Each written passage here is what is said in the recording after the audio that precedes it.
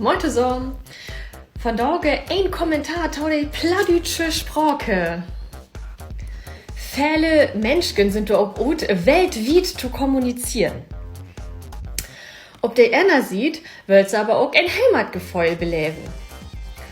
Und so gewinnt Nächte, Vertrauen und regionale Verbundenheit immer mehr an Bedeutung.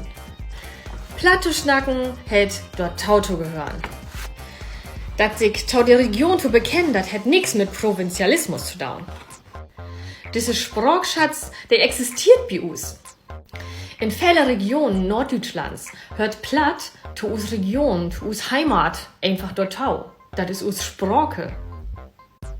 Platt hört man in der Familie noch, ob Straßen, in Fernsehen, in Radio, das gibt Musik ob Platt.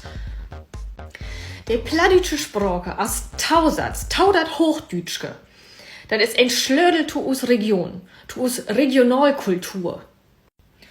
Und damit kannst du sogar die Welt erkunden. Überall auf der ganzen Welt gibt das Plattschnacker.